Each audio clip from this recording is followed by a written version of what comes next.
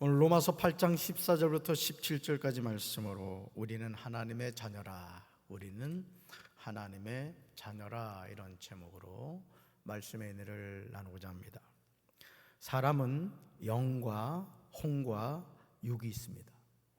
그런데 사람들 대부분은 육적인 삶을 살아갑니다. 다음으로 고상한 삶을 산다고 하는 사람이 혼적인 삶을 살아갑니다. 그러나 하나님의 자녀는 어떤 삶을 살아간다? 영적인 삶을 살아갑니다. 따라합시다. 하나님의 자녀는 영적인 삶을 살아갑니다. 아멘. 우리가 자신에게 주어진 삶을 어떻게 살 것인가 스스로 결정합니다. 사실 사람들 대부분이 육적인 삶을 살아갑니다. 무엇을 먹을까? 무엇을 마실까? 무엇을 입을까? 육적인 삶을 살아가는 사람들의 공통된 관심사입니다. 이런 단계에서 한 단계 높아진 삶이 혼적인 삶입니다. 인생이 무엇인가? 사람은 무엇 때문에 사는가? 자기 나름대로 고민하면서 의미 있는 삶을 살려고 몸부림을 칩니다. 그러나 아무리 몸부림을 쳐도 혼적인 삶은 만족이 없습니다. 혼적인 삶은 정신적인 삶이라고도 보아야 됩니다. 세상에서는 이런 혼적인 삶을 살아가는 사람을 고상한 삶을 살아가는 사람이라고 생각합니다. 철학적인 질문을 던지고 그 질문에 답하기 위하여 애를 씁니다. 얼마나 멋있게 보이겠습니까? 하지만 이런 육적인 삶과 혼적인 삶에는 구원이 없습니다. 육적인 삶은 짐승과 다를 바가 없으며 혼적인 삶은 자기 모순에 빠져서 소중한 인생을 고민하면서 살다가 인생의 답을 얻지 못하고 비참하게 생을 마칩니다. 아주 대표적인 경우가 성철 스님, 또 법정 스님 같은 분들이죠. 사랑하는 성도 여러분, 우리는 자신에게 주어진 인생의 때를 살아갑니다. 어떤 사람은 태어나 보니 부모님이 돈 많고 많이 배우고 좋은 집에서 좋은 차를 타고 다니는 집입니다. 그런데 어떤 사람은 태어나 보니까 부모님이 아무것도 가진 것이 없는 거예요. 우리가 사는 삶에는 나의 의지와 상관없이 주어지는 것들이 있어요. 어떤 가문에서 태어나고 어떤 부모님을 만날 것인가? 나는 어떤 혈액형으로 어느 정도의 키로 어떤 외모를 가지고 태어날 것인가? 내가 선택할 수 없습니다. 우리 집이 돈이 많은 집인지 돈이 없는 집인지 이제 태어난 아기가 어떻게 알 수 있겠습니까? 그래서 많은 사람이요, 조상 탓을 하고 부모 탓을 하고 심지어 아내 탓하고 남편 탓을 합니다. 어떤 사람은 자녀 탓을 하기도 합니다. 그러나 하나님의 자녀는 이런 삶을 살아가지 않습니다. 하나님의 자녀는 육적인 삶을 살고 혼적인 삶을 살아갑니다. 그러나 이런 삶은 영적인 삶으로 통제가 됩니다. 여러분, 하나님의 자녀도 뭐가 있어요?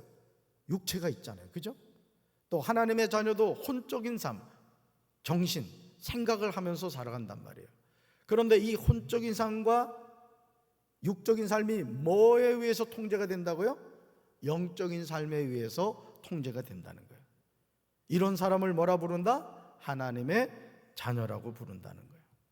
다시 말해서 영적인 삶이 혼적인 삶과 육적인 삶을 다스립니다. 로마서 8장 2절에서 바울은 우리에게 두 가지 종류의 법이 있음을 전하고 있어요. 말씀같이 읽습니다. 그것은 그리스도 예수 안에서 생명을 주시는 성령의 법이 죄와 사망의 법에서 여러분을 해방시켰기 때문입니다. 아멘. 바울이 말하는 두 종류의 법 가운데 첫째는 생명을 주시는 성령의 법이에요. 따라합시다. 생명을 주시는 성령의 법. 네. 또 한 가지 법은 뭐냐? 따라합시다. 죄와 사망의 법. 영적 세계에서는 이 두 가지 법이 있다는 것을 우리에게 말해주는 거예요. 이 세상 모든 사람은 죄와 사망의 법에 붙잡혀 살아갑니다. 그래서 모든 사람은 누구나 죄로 인하여 사망에 이르게 됩니다. 그런데 그리스도 예수 안에서 생명을 주시는 성령의 법이 죄와 사망의 법에서 저와 여러분을 해방시켜 주셨다는 거예요. 같이 읽어볼까요? 그러므로 그리스도 예수 안에 있는 사람들은 정죄를 받지 않습니다. 아멘. 얼마나 놀라운 하나님의 크신 은혜입니까? 여러분, 우리가 언제 우리의 죄를 해결받았습니까? 저와 여러분이 언제 우리의 죄를 해결받기 위해서 수고하고 노력한 것이 있었습니까? 그리고 궁극적으로는요, 우리의 죄는 우리 힘으로 해결할 수가 없다는 거예요. 어떤 사람들은 돌을 닦으면 죄가 해결된다 생각해요. 착하고 선하게 살면 죄가 없어진다고 생각해요. 그러나 성경 그렇게 말하잖아요. 너는 원래부터 죄인이야. 이게 뭐예요? 원죄라는 거예요. 원죄. 아주 이 죄의 DNA가 우리 뼛속 깊이 새겨져 있는 거예요. 근데 이 죄 문제를 예수님이 어디서 해결하셨어요? 십자가에서. 부분적으로 완전히 해결하신 거예요. 그래서 우리는 누굴 통해 죄 사함을 받아요? 예수님을 어떻게 할 때?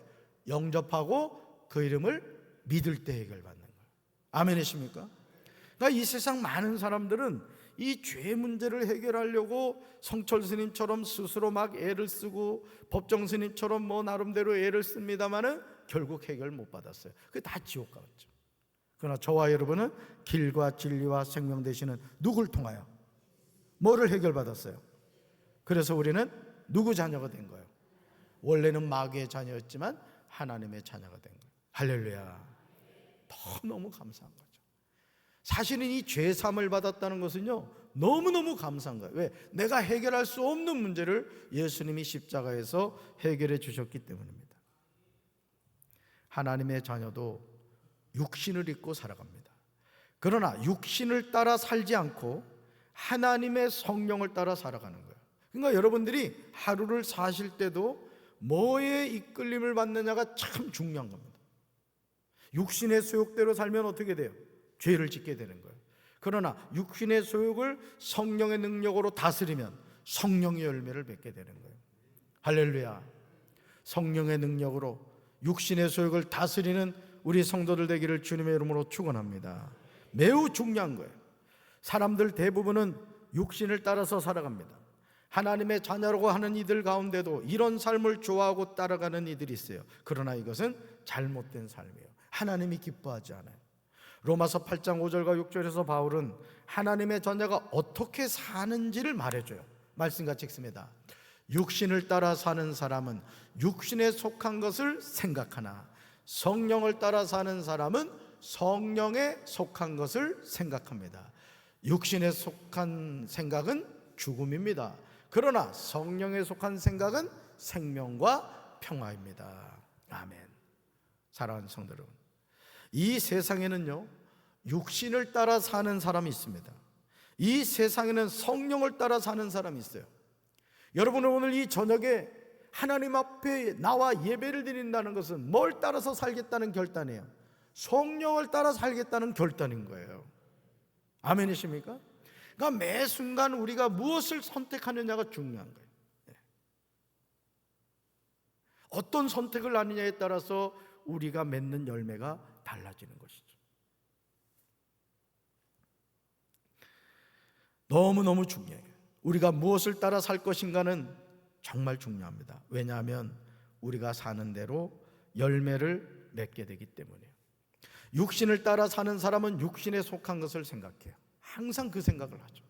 그러나 성령을 따라 사는 사람은 성령에 속한 것을 생각합니다. 그러므로 육신에 속한 생각은 뭐라고요? 죽음이에요. 따라서 육신에 속한 생각은 죽음입니다. 성령에 속한 생각은 생명과 평화입니다. 여러분 무엇을 얻겠습니까? 아멘이십니까? 생명과 평화를 얻기 위해서는 어떤 생각을 해야 된다? 성령에 속한 생각을 해야 된다. 그러니까 여러분, 우리가요, 이 생각 이런 게 참 중요합니다. 내가 어떤 생각을 하느냐에 따라서, 예를 들어 책임자 권사님, 하루를 살면서도 내가 성령에 속한 생각을 하면은 그 성령님이 나의 삶을 이끌어 가신단 말이에요. 근데요, 육에 속한 생각을 해보면은요, 이 육에 속한 생각은 뭐라고요? 사망이란 말이에요. 사망. 결국은 우리 자신을 죽이는 곳으로 이끌어 간다는 것이죠. 배후에서 누가 역사하는 거예요? 마귀가 역사하는 거예요. 성령에 속한 생각은 성령님이 하시는 거예요. 그래서 성령의 열매를 맺게 되는 것이죠. 할렐루야. 그렇다면 육신을 따르는 사람이 갖게 되는 육신의 생각은 어떤 결과를 가져올까요? 로마서 8장 7절과 8절에서 바울은 대답하고 있어요. 오늘 우리가 일상의 삶을 살아갈 때 무엇을 따라가고 무엇을 생각할 것인가가 중요합니다. 여러분, 육신의 생각은요, 하나님을 적대하는 거예요. 그러니까 여러분, 생각을 막 하면 안 됩니다. 생각도 육에 속한 생각, 영에 속한 생각이 있어요. 근데 육에 속한 생각을 누가 싫어하신다? 하나님이 싫어하신단 말이에요. 그럼 바꿔 말해서 하나님이 좋아하는 생각은 어떤 생각이라는 거예요? 영에 속한 생각. 우리 판려순교처럼 우리 한 달에 한 번씩 꼭 제일전도대하고 전도합시다.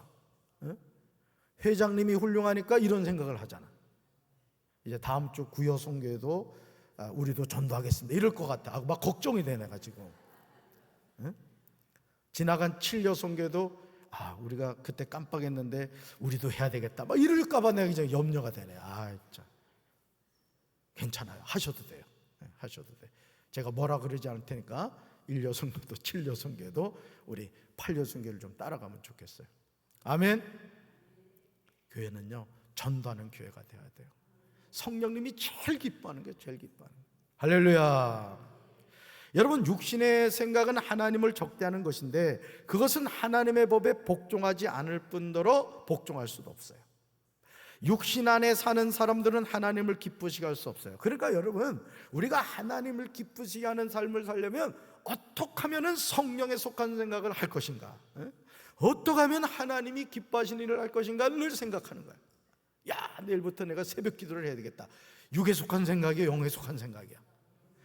이번 주부터 내가 금요 성령 기도에 요 앞자리에 와서 내가 기도해야 되겠다. 육에 속한 생각이야, 영에 속한 생각이야. 나와야 돼요, 나와야 돼요. 할렐루야. 200명 그냥 되겠네. 박영선 장로님, 걱정 안 해도 될 것 같아. 너무 많이 올까 봐 걱정해죠.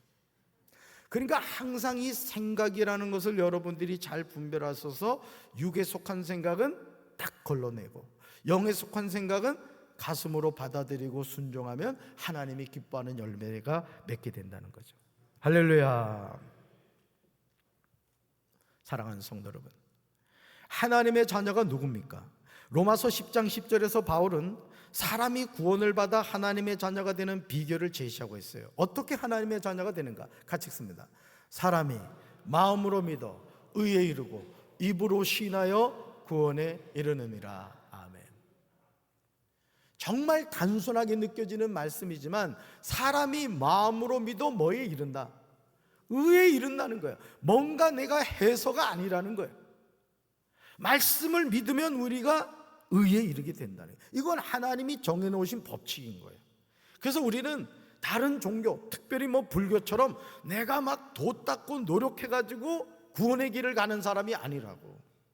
우리는 이미 하나님께서 예수 그리스도를 통해서 닦아놓은 구원의 길을 예수님을 영접하고 그 이름을 믿음으로 주님과 함께 걸어가는 거란 말이에요.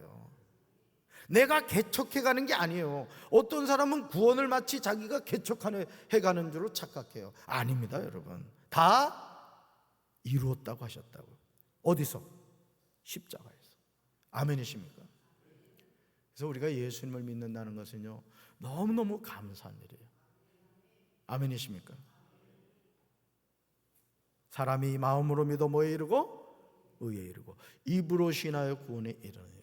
제가 우리 송혜혁 성도 얘기를 참 많이 했습니다마는 1년여 교회를 다니시다가 하나님의 부르심을 받으셨어요. 그렇게 해도 구원받나? 구원받습니다. 로마서 10장 10절에 있잖아요. 마음으로 믿어 의에 이르고 입으로 신하여 구원에. 그러니까 여러분이 이 입으로 신한다는 게 중요한 게 따라서 나는 구원받은 하나님의 자녀입니다. 아멘이십니까? 자꾸로 입으로 고백하라고. 따라서 나는 된다. 우리 가정은 축복받았다. 우리 교회는 부흥한다. 우리나라는 좋은 나라다. 말한 대로 될 줄로 믿습니다. 하나님의 자녀가 되기 위해서 먼저 사람이 마음으로 믿어야 돼요. 그렇게 할 때 의에 이르게 됩니다. 즉 의로운 사람이라는 칭함을 받게 된다는 거예요. 내 공로가 아니라 예수 그리스도의 은혜로 의인으로 칭함을 받게 된다는 거예요. 그런 다음에 입으로 반드시 시인해야 돼요. 그렇게 하면 뭐에 이르게 된다? 구원에 이르게 된다는 거예요. 그래서 여러분들이 예를 들어 연세 드신 부모님 계시거나 또 뭐 시부모님이든 친정부모님이든 무시로 확인하란 말이야. 엄마 따라하세요.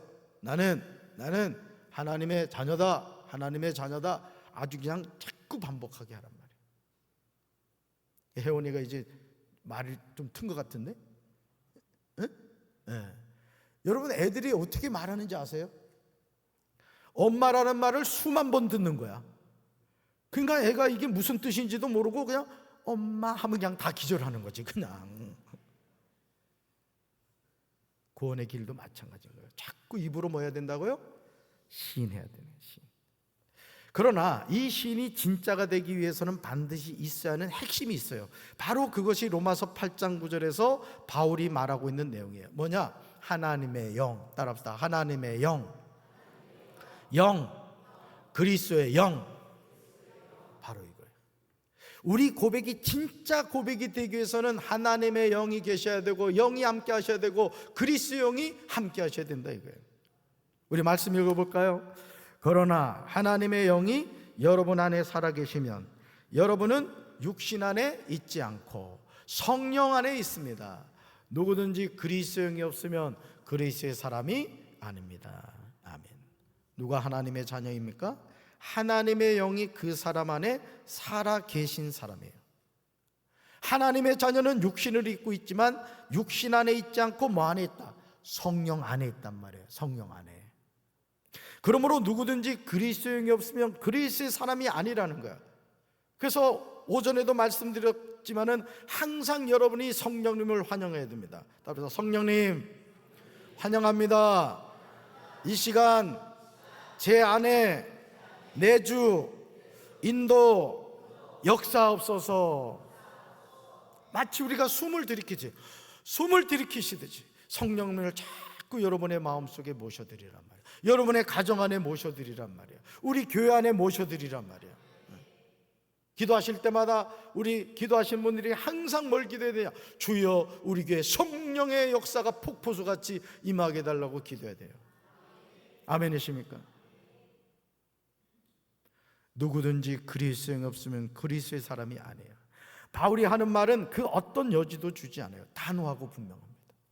하나님의 자녀는 언제나 영이 혼을 다스리고 영이 육을 다스립니다. 혼과 육을 영이 다스립니다. 이런 질서가 깨지면 그는 육적인 사람이 되고 혼적인 사람이 됩니다. 이 질서를 우리는 언제나 중요하게 생각하며 살아야 돼요.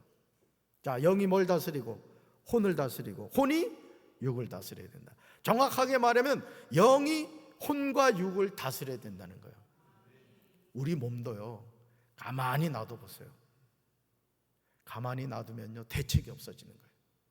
근데 의지를 가지고 이 몸을 잘 이게 다스리는 사람은 막 2두 박근 3두 박근이 막 생긴단 말이에요. 뭐 근육 하나가 뭐 몇 천만 원이라고 그러네요. 이강월 간사님. 근육 하나가 그렇게 몸에 좋다는 거예요. 여러분 근육이 어떻게 생기죠? 근육이 그냥 생겨요? 훈련을 해야 된단 말이에요. 우리 영의 근육도 마찬가지예요. 여러분 영의 근육을 단련하는 방법을 알려드릴까요? 오늘 이 저녁에 오신 분들한테만 특별히 알려드릴게요. 오늘 안 나온 사람들한테 얘기하지 마. 영적인 근육을 만드는 첫 번째 방법 따르다. 기도하면 생긴다. 두 번째, 말씀 읽으면 생긴다. 예배 드리면 생긴다. 아멘이십니까? 이 영적인 근육이 있어야 돼요. 연세 드신 분들 특별히 이 하체 운동을 많이 해야 된다. 하체 운동을. 네? 그래가지고 보니까 그 운동을 하라 그러네. 뭐 복잡하지 하지 말고 이렇게 서가지고 뭐 스쿼시라고 하는 것 같은데 이렇게 딱 앞으로 나란히 하고 그대로 앉아있다 이렇게 일어나면 그렇게 좋다 그러더라고. 참 별걸 다 가르쳐줘 담임 목사님이. 여러분 운동이라고 해서 너무 연세 드신 분들이 격한 운동하면 안 됩니다. 사실 자기 몸에 맞는 운동을 해야 되는데 육적인 근육을 만드시지 무슨 근육을 만들어야 된다? 영적인 근육을 만들어야 된다. 육이 살아있다고 살아있는 사람이 아니에요. 혼이 살아있다고 살아있는 사람이 아닙니다. 영이 살아있어야 혼과 육이 살아있는 거예요. 할렐루야. 그러므로 로마서 8장 12절에서 바울은 분명하게 말합니다. 우리 우리말 성경을 읽습니다. 그러므로 형제들이여, 우리는 육신을 따라 살아야 하는 육신에 빚진 사람이 아닙니다. 아멘. 그러므로 하나님의 자녀는 육신을 따라가면 안 돼요. 만약 저와 여러분이 육신을 따라 살면 죽게 돼요. 그러나 저와 여러분이 성령으로 몸의 행실을 죽이면 살게 돼요.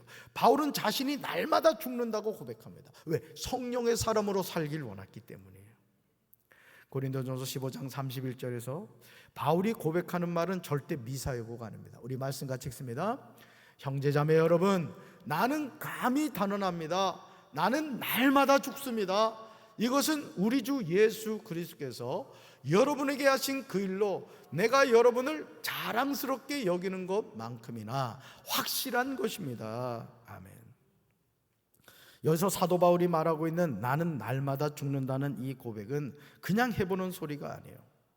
바울은 다메섹으로 가던 길에서 예수님을 만난 이후 로마에서 참수형을 당할 때까지 죽음의 위협을 당했고 죽음을 경험하였습니다. 바울이 기꺼이 그렇게 살았던 이유는 다른 것이 아니에요.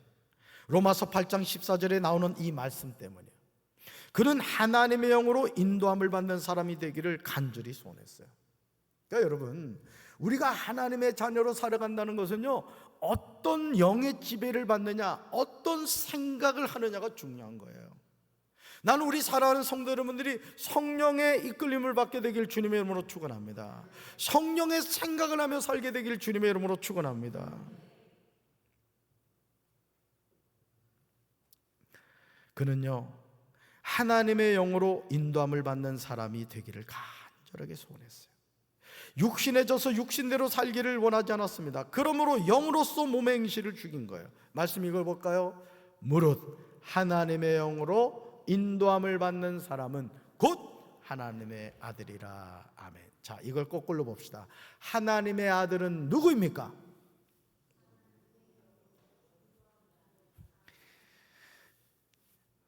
여기 있잖아요. 곧 하나님의 아들이라 했잖아요. 앞에 정답이 나오죠, 파란색. 누가 하나님의 아들입니까? 무릇 하나님의 영으로 인도함을 받는 사람이란 말이에요. 그러니까 내가 입으로 하나님의 아들입니다, 이 고백을 하는 것도 중요해요. 마음으로 믿어 의에 이르고 입으로 신하여 구원에 이른단 말이에요. 그런데 그런 하나님의 자녀가 누구 영의 인도함을 받아야 돼요? 하나님의 영의 인도함을 받아야 된단 말이에요. 아멘이십니까? 그러므로 누가 하나님의 아들입니까? 하나님의 영으로 인도함을 받는 사람이에요.